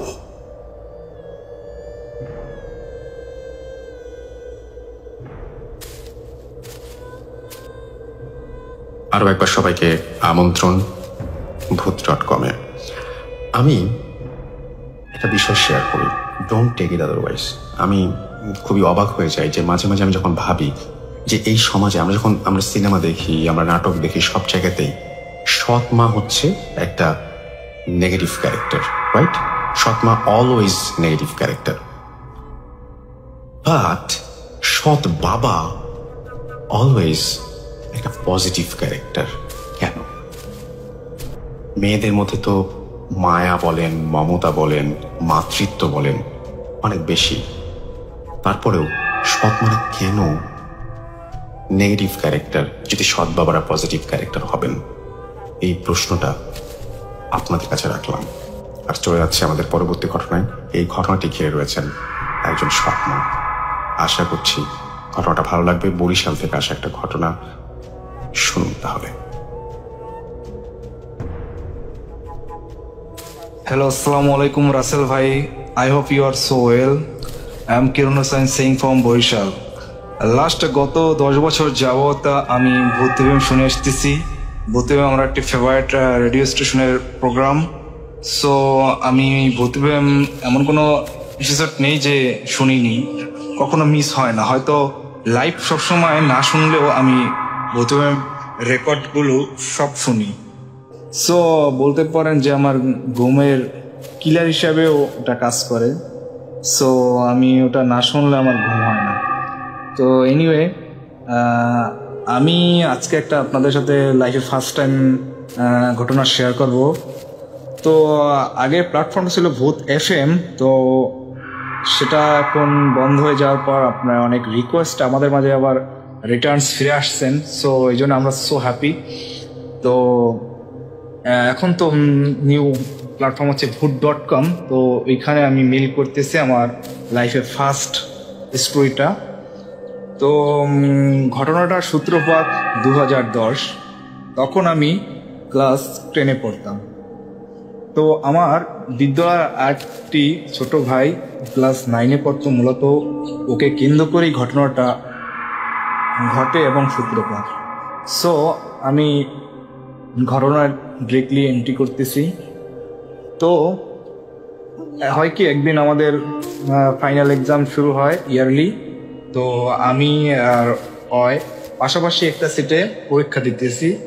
তো ওর সাথে আমার সাথে ভালো একটা সম্পর্ক তৈরি হয়। ছেলে হিসেবে খুবই ভালো ছিল। ওর নামটা আমি রিয়েল নামটা বলতেছি, ওর নাম ছিল রাকিব। সো রাকিব খুব ভালো একটা স্টুডেন্ট ছিল, আমাদের স্কুলের ভিতরে খুব ভালো একটা স্টুডেন্ট ছিল। তো ওর সাথে আমার একটা আন্ডারস্ট্যান্ডিং খুবই ভালো একটা বিষয় ছিল। সো ও আমার সাথে ভালো ব্যবহার করতো এবং ভালোভাবে কথা বলতো। তো অনেক কোশ্চেন, অনেক সময় প্রশ্ন আসলে আমাকে বলতো, ভাইয়া আমাকে একটু বলে দেন। আমি যেটা কোশ্চেনে অ্যান্সার পারতাম সেটা আপনি ওকে রিপ্লাই করতাম। যাই হোক, আমাদের ফাইনাল এক্সাম প্রায় শেষ। তো আমাদের স্কুল রুলস অনুযায়ী বন্ধ হয়ে যাবে সামনে, যেহেতু কোরবানির ঈদ। সালটা ছিল 2010, আমি আগেও বলছি। তো আমাদের স্কুলটা বন্ধ হয়ে যায়।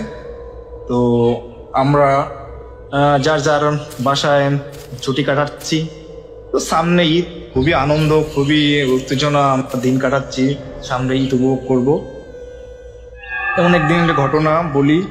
তো হঠাৎ আমি বাড়িতে আমার ঈদ উপলক্ষে আমাদের ঐতিহ্যবাহী এক ধরনের পিঠা তৈরি করতেছিলাম। তো এই পিঠাটা সিরিঞ্জ দ্বারা তৈরি হয়, মানে ইনজেকশন করে যে রোগীদের, ওই সিরিঞ্জ ভালোভাবে ওইটাকে ধৌত করে, তারপর ওর ভিতরে আটা ভরে তারপর পেঁচিয়ে বেঁচে জেলাপির প্যাসের মতো পিঠাটা তৈরি করা হয়। আপনি জেনে থাকবেন এটা বরিশালের একটি বিখ্যাত পিঠা। তো আমরা ওই পিঠাটা মেকিং করতেছিলাম। ওটা খাওয়া হয়, মানে ঈদে সেমাইয়ের সাথে দেওয়া হয়। ওটা খুবই ডেলিশিয়াস, খুবই খেতে খুবই মজা। তো আমরা ওইটা মেকিং করতেছিলাম। So in the mean time আমার কাছে একটা নিউজ আসে যে রাকিব নামে ওই ছেলেটা নাকি গলায় ফাঁস দিছে। তো আমি তো শুনে প্রথম হতবাক হয়ে যাই, ঠান্ডা হয়ে যায় জায়গায়, কি বলে। লাস্ট 10 দিন আগেও আমি ওর সাথে একসাথে পরীক্ষা দিলাম, হঠাৎ এমন কি হলো যে ও গলায় ফাঁস দিল। সো আমি কোনো কিছু ভেবে পাচ্ছিলাম না। তো আমি তখনই মনে করেন রওনা করলাম ওদের বাড়ির উদ্দেশ্য। বলে রাখা ভালো, ওদের বাড়ি আমাদের বাড়ি থেকে দূরত্ব প্রায় 2 কিলোমিটার দূরে।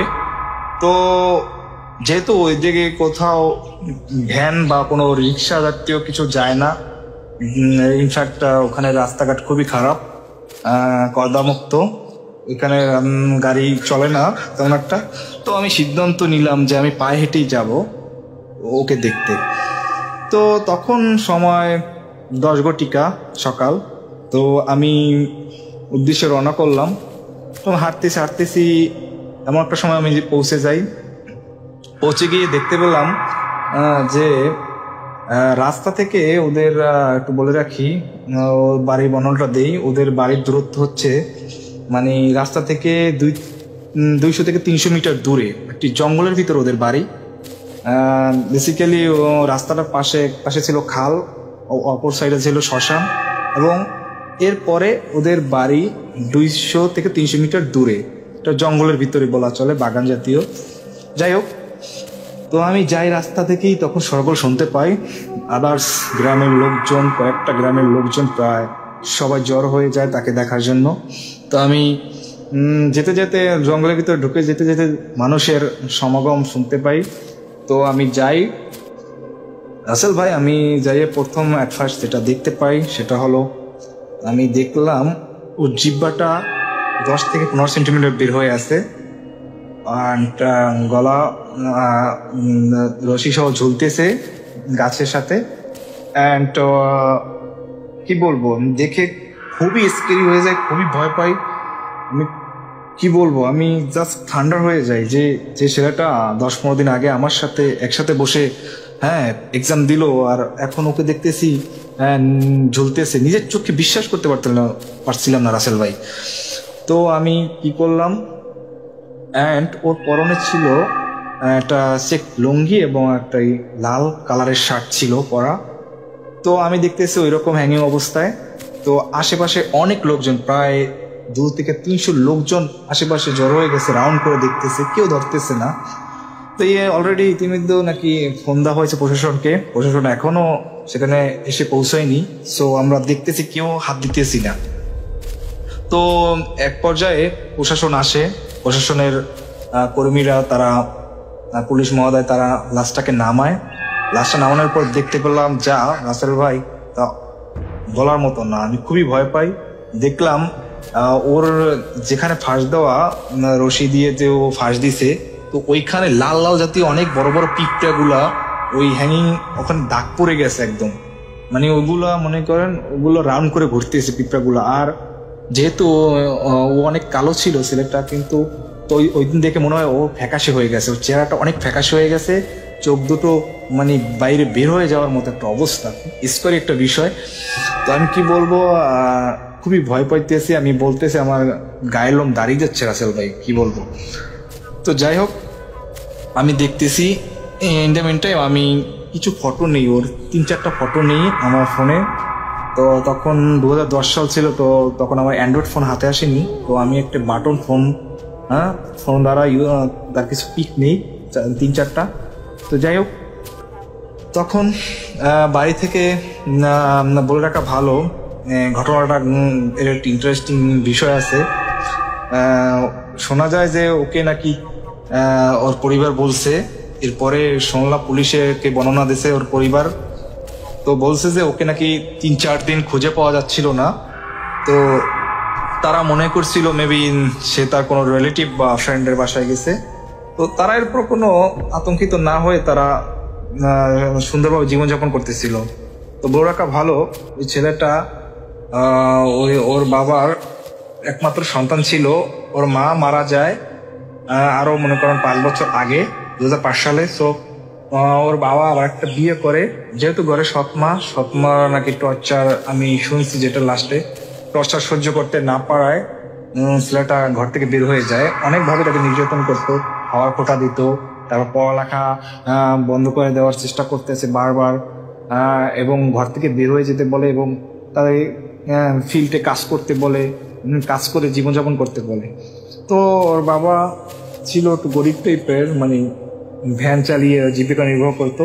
সো যা হয় সৎমা ঘরে থাকলে যেটা হয়, নিজের ছেলের মতো কখনোই বোঝে না। তো যাই হোক রাসেল ভাই, আমি যেটা শুনতে পাই যে ওই দিন ঝগড়া হয়, রাতে প্রচুর ঝগড়া হয়। তো ঝগড়ার এক পর্যায়ে ও বাসা থেকে বের হয়ে যায়, 2-3 দিন যায়, তারপর তার কোনো খোঁজখবর নাই, সে আসে না বাড়িতে ফিরে। তো ইন দ্য মেন টাইম ওর একটা হ্যাবিট ছিল, যখন কোনো দুঃখের বিষয় বা কোনো কিছু হতো তাইলে মনে করেন ও ডায়েরি করে রেখে রাখতো ওগুলো, মনে করেন একটা ডায়েরি করে তার টেবিলের উপরে রেখে দিত। তো ওই দিনকার মতো ঘটনাটা লিখেও যায় কি ঘটেছিল তখন। যাই হোক, এই ঘটনা শোনার পরে আমরা খুবই মর্মাহত হই, পুলিশ প্রশাসনও খুবই দুঃখজনক, হতাশাজনক হয়। তো এরপর যেটা হয়, তো লাশটাকে নিয়ে যায় তারা পোস্টমর্টমের জন্য। ফর্মালিটিস পূরণ করার জন্য। তো এরপর যেটা শুনতে পাওয়া যায়, ওকে কিভাবে পাওয়া যায় সেটা একটু বর্ণনা দিয়ে নিই। তো ওকে পাওয়া যায় ওর বাড়ির কিছু কাজিন এবং ওর সৎ ভাই। তো আমি আগেই বলেছি যে একটু জঙ্গল টাইপের বাড়ি, ওদের বাড়ি থেকে ওর বাগানে অনেক ধরনের গাছ ছিল, যেমন সুপারি জাতীয় গাছ, বাদাম গাছ এবং মেহগনি গাছ, চাম্বল গাছ, এভাবে জাতীয় অনেক গাছ ছিল। তো ওই ছেলেমেয়েরা সকালবেলা সুপারি কুড়াতে যায়। তো 3-4টা ছেলে মেয়ে, ওদের বয়স হবে মিনিমাম 4, 5, 6 এরকম পরে 3টা ছেলে। তো ওরা যায় সুপারি কুড়াতে ওই বাগানের ভিতরে। তো একটা ছেলে হঠাৎ করে তার মাথায় কি যেন উপর থেকে বাঁধতেছে। সো বাচ্চা বিদায় ও মনে করো উপর দিকে তাকায় দেখে যে একটা পা দিয়ে মানে ওকে মানে মাথা বাঁচে আঘাত করতেছে। তো ওই ছেলেটা খুবই ভয় পেয়ে যায়। একবার তাকাইছে, উপরে তাকিয়ে দেখে যে ওই যে ওদের বাড়ি ওই রাখির ছেলেটা 3-4 দিন ঘরে ফিরে আসতেছে না, বাড়ি ফিরে আসতেছে না। ওই ছেলেটা ওকে ওর মাথা বাঁচে পা দিয়ে ধাক্কা দিতেছে। তো এরপর কি হলো, ও বলছে যে রাকিব ভাইয়া তুমি আমার সাথে এরকম মজা করো, আমি খুবই ভয় পাইতেছি, তুমি গাছের উপরে কি করো? তো ওরা ওইরকম একটা ছোট মানুষ তো সেন্সে নেয়নি।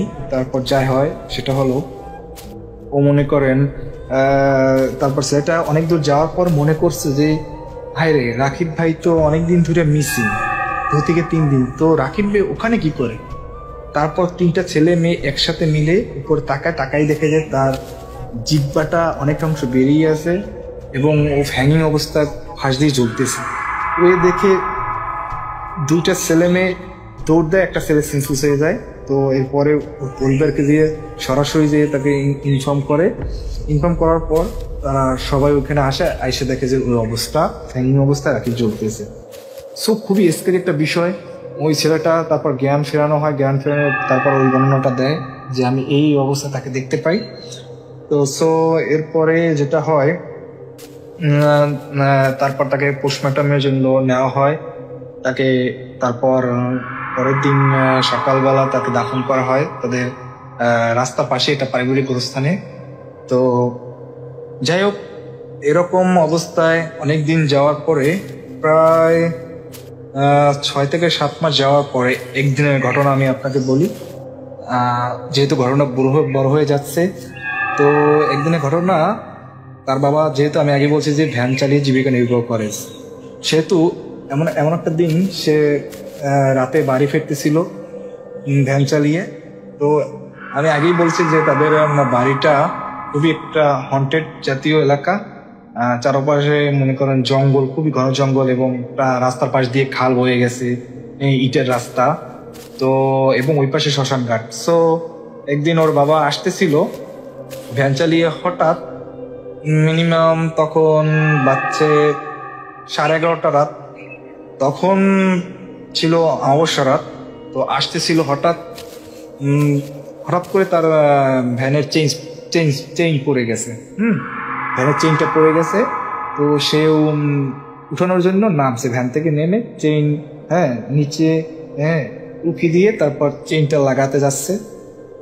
এরপর যেটা হয় সেটা হলো, মানে চেইন লাগাইয়ে তারপর আবার পেট্রোল দেওয়া ধরছে।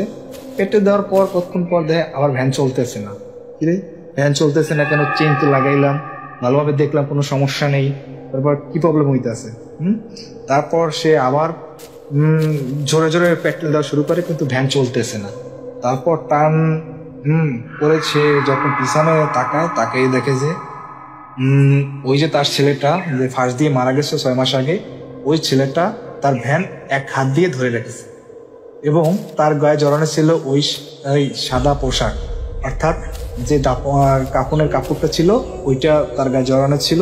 ওই অবস্থায় এক হাত দিয়ে তার ভ্যানের বডিটা ধরে রাখছে। সো এরপর যেটা হয়, এখন ওর বাবা দেখে তো খুবই ভয় পেয়ে যায় যে তার ছেলে কোথা থেকে আসবে, খুবই ভয় পেয়ে যায়। তখন কোনো লোক ছিল না রাস্তায়, কোনো গাড়ি ছিল না, ঘোড়া ছিল না, কিচ্ছু ছিল না, খুব ভয় পেয়ে যায়। তখন বলতেছে ওই ছেলেটা, ওর মা আমি আগেই বলছি যে 2005 সালে মারা যায়। তো ওর মা, ও ছেলেটা ওর বাবাকে বলতেছে বাবা, বাবা, চলো, মা তোমাকে ডাকতেছে। চলো না বাবা, মা তোমাকে ডাকতেছে, আমার সাথে চলো বাবা, আমার খুব কষ্ট হইতেছে, মার খুব কষ্ট হইতেছে, তুমি চলো না বাবা, চলো আমাদের সাথে। বলছে না, ওর বাবা বলতেছে না, তুই মারা গেছিস, তুই কেমনে আইসিস, হ্যাঁ তুই কেমনে আইসিস, আমাকে ভয় দেখাস কেন? ওর বাবা কান্না করে দেয়, তুই চলে যা, তুই চলে যা। না বাবা, তুমি চলো, আমাদের সাথে চলো, মা তোমার জন্য ওয়েট করতেছে বাবা, তুমি চলো না বাবা। এ কথা শুনে তার বাবা খুবই ভয় পেয়ে যায়, খুবই, এখন কি করবে, সে ভ্যান রেখে দৌড় দেওয়ার চেষ্টা করতেছে, কিন্তু সে উষ্টাকেই পড়ে যায়, কোনোভাবেই সে যেতে পারতেছে না, তার হাত পা চলতেছে না, কোনোভাবেই না। একবার উঠে দৌড় দেয়, আরেকবার পড়ে যায়, আরেকবার দৌড় দেয়, আরেকবার পড়ে যায়, এরকম করতে করতে সে বারবার পড়ে হোঁচট খেয়ে যাচ্ছে, তার হাত পা ছিলে গেছে। এমন তো অবস্থায় দেখতেছে যে ওই ভ্যান ছেড়ে দিয়ে ছেলেটা তার পিছে পিছে আসতেছে, ওইরকম কাঁপানো জড়ানো অবস্থায় সে আসতেছে। বাবা দেখে খুবই আতঙ্কিত হয়ে, খুবই ভয় পায়, এন্ড কি করবে সে দিশে না পেয়ে দিক বিদিক শূন্য হয়ে সে দৌড় দেয়। দৌড় দিয়ে বাগানের ভিতর দিয়ে দৌড় দিতে দিতে দিতে দিতে অনেকবার মাথায় আঘাতপ্রাপ্ত হয়, গাছের সাথে বাড়ি খেয়ে। তার হঠাৎ করে যেয়ে উঠানে যেয়ে একটা জোরে চিৎকার দিয়ে পড়ে যায়। তো বাড়ির সবাই টপি টপি নিয়ে নামছে, তারপর দেখে যে ওই রাকিবের বাবাটা সেন্সেস অবস্থায় হাঁপাইতে আছে, মানে সেন্স নাই, সে মানে হাঁপাইতে আছে, হার্টবিট চলতেছে। তো খুবই ভয় পায়, সারা রাতে জ্ঞান না ফেরার কারণে ডক্টর আনে, সকালবেলা ডক্টর এনে বলতেছে তারও জ্ঞান ফেরে না। তারপর পরের দিন তার জ্ঞান ফেরে। তো জ্ঞান ফেরে যেটা সে বলে যে ওই যে রাতে যে ঘটনাটা ঘটছিল তার সাথে সব ঘটনাগুলো শেয়ার করে, যে তার ছেলে দেখছে, তার ছেলে বলতেছে চলো বাবা, মা তোমাকে ডাকতেছে, চলো আমাদের সাথে চলো।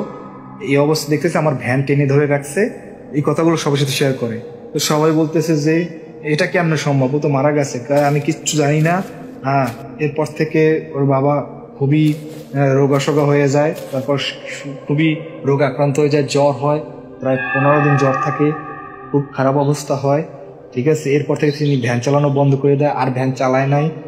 তারপর এই ভয়ে ভীতু হয় কিনা জানি না, তারপর তিনি 1 বছর পরেই মারা যায়, তার বাবা মারা যায় 1 বছর পরেই আমরা শুনতে পাই যে তার বাবা মারা যায়। তো খুবই একটা হতাশাজনক, খুবই একটা দুঃখজনক একটা ঘটনা। লাইফে ফার্স্ট টাইম আমি আপনাদের কাছে শেয়ার করছি, হয়তো বা বলায় অনেক ভুল হইতে পারে, আমার অ্যাট ফার্স্ট শেয়ার করতেছি, সো এই জন্য অনেক ভুল হইতে পারে সেন্টেন্সে, তো ক্ষমা করে দিয়েন। তো এই ছিল আমার ঘটনাটা ভালো লাগলে শেয়ার করবেন। আর আমাদের দেশের যে অবস্থা খুবই খারাপ করোনা ভাইরাসের, তো সবাই আতঙ্কিত না হয়ে যার যার ঘরে থাকবেন, stay home, stay safe, stay strong. তো সবাই নিজে ঘরে থাকবেন, সচেতন হবেন, আতঙ্কিত হবেন না। আর আল্লাহর কাছে, মহান রব্বুল আলামিনের কাছে দোয়া করবেন যেন আমাদের এই মহামারী থেকে যেন হেফাজত করে এবং পৃথিবী থেকে করোনা ভাইরাস যেন দূর করে নেয়। তো রাসেল ভাই, এই ছিল আমার ঘটনা। ভালো লাগলে শেয়ার করবেন, আর যদি ঘটনাটা আপনি শেয়ার করেন তো আমাকে মেইল করে জানাবেন, তো আমি ঘটনাটা তখন লাইভে শুনবো। সো ভালো থাকবেন রাসেল ভাই, আপনার দীর্ঘায়ু কামনা করি। আপনি সুন্দর একটা প্রোগ্রাম আবার চালু করছেন বলে, তো আমি আরো থ্যাঙ্কস দিতে চাই আমার প্রিয় ফারনান ভাই, আফনান ভাই অ্যান্ড বাবু ভাই, 4 জনকে আমি আমার পক্ষ থেকে থ্যাঙ্কস দিতে চাই। So good story teller in Bangladesh. তো তারা খুবই ভালো গল্প বলেন বা ঘটনা নিয়ে আসেন, আমি খুবই তাদের জন্য গর্বিত, খুবই গর্বিত তাদের জন্য। তো ভালো থাকবেন, এই ছিল আমার ঘটনাটা ভালো লাগলে শেয়ার করবেন। আসসালামু আলাইকুম। .com. The fear returns with Russell.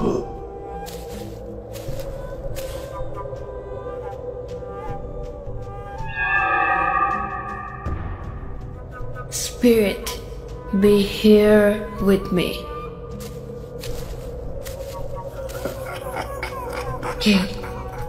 কে তুমি? .com. The fear returns with Russell.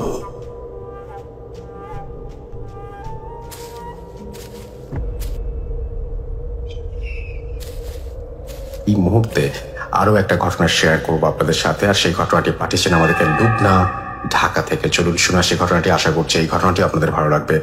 Stay tune, stay safe.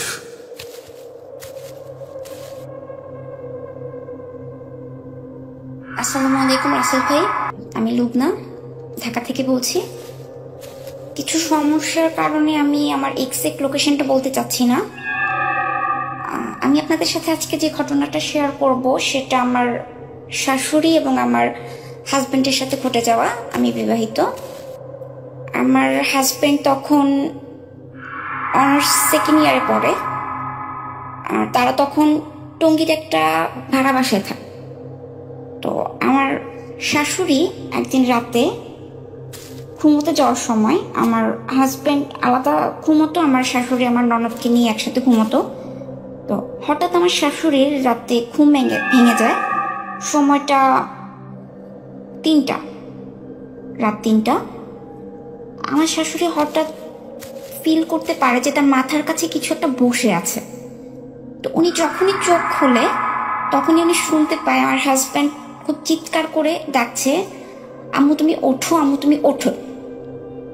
আমার শাশুড়ি উঠে বসে যখন আলো জ্বালালো তখন যেটা দেখলো, আমার শাশুড়ি পুরোপুরি স্তব্ধ হয়ে গিয়েছিল। আমার শাশুড়ি যা দেখলো তা হচ্ছে আমার হাজব্যান্ডের বিভৎস চেহারা। আমার শাশুড়ি এতটাই ভয় পেয়ে গিয়েছিল যে উনি আর কোনো কথাই বলতে পারেনি। কিছুক্ষণ এরকম নীরবতার পর উনি হঠাৎ করে দোয়া দরুদ পড়া শুরু করলো। আর যখনই উনি দোয়া দরুদ পড়া শুরু করলো, এটা হঠাৎ করেই ভ্যানিশ হয়ে গেল চোখের পলকে। তখন আমার শাশুড়ি দৌড়ে আমার হাজব্যান্ডের রুমে আসে এবং লাইট অন করে দেখে যে আমার হাজব্যান্ড গভীর ঘুমে। পরের দিন সকালবেলা আমার শাশুড়ি আমার হাজব্যান্ডকে এটা জানায়। তখন আমার হাজব্যান্ড বলে যে এটা হয়তো স্বপ্ন ছিল বা এটা মনের ভুল ছিল। সে এটাকে আর পাত্তা দেয় না, এটাকে উড়িয়ে দেয়। এর ঠিক সপ্তাহ 2 পর আমার হাজব্যান্ডের খুব গেমিংয়ের নেশা। সে রাত জেগে কম্পিউটারে গেম খেলে।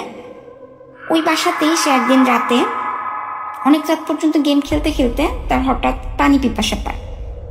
তো সে তার রুমের দরজা খুলে ডাইনিং রুম পানি আনার জন্য যখন যাচ্ছে, তার রুমের দরজা খোলার পর দেখে আমার শাশুড়ি হাতে একটা ঝাড়ু নিয়ে খুব রেগে দাঁড়িয়ে আছে। তার চোখ মুখ একদম লাল হয়ে আছে, সে ঝাড়ু নিয়ে রেগে দাঁড়িয়ে আছে। আমার হাজব্যান্ড চিন্তা করলো যে এত রাতে তো আম্মু এভাবে ঝাড়ু নিয়ে আসার কথা না। আর আমার হাজব্যান্ড তো অনেক দিন থেকে গেম খেলে, সো এটা নিয়ে বাসার কেউ কোনো কমেন্ট করেনি, কেউ কোনো প্রবলেমও করেনি। তো হঠাৎ করে এভাবে আমার শাশুড়ির রুমের সামনে এসে দাঁড়িয়ে থাকা, আবার দরজায় নক না করা, আমার হাজব্যান্ড একটু ঘাবড়ে যায়। তো সে জিজ্ঞেস করলো যে আম্মু তুমি ঘুমাওনি? তোমার শাশুড়ি কোনো কথা বললো না। সে ওভাবেই রেগে ঝাড়ুটা হাতে নিয়ে ডাইনিং রুমের দিকে যাওয়া শুরু করলো। তো ডাইনিং রুমে যাওয়ার আগেই হচ্ছে আমার শ্বশুর শাশুড়ির রুম। তো আমার হাজব্যান্ড আমার শাশুড়িকে ওখানে যেতে দেখে আমার হাজব্যান্ড তার পিছু পিছু যাওয়া শুরু করলো কিছুটা দূরত্ব রেখে। তো আমার শ্বশুর শাশুড়ির রুম ক্রস করার সময় আমার হাজব্যান্ড হঠাৎ করে তার চোখ গেল, জানালা খোলা ছিল, জানালা দিয়ে আলো আসার কারণে তার চোখ গেল আমার শ্বশুর শাশুড়ির বিছানার উপর। সে দেখলো যে আমার শাশুড়ি ওখানেই ঘুমাচ্ছে।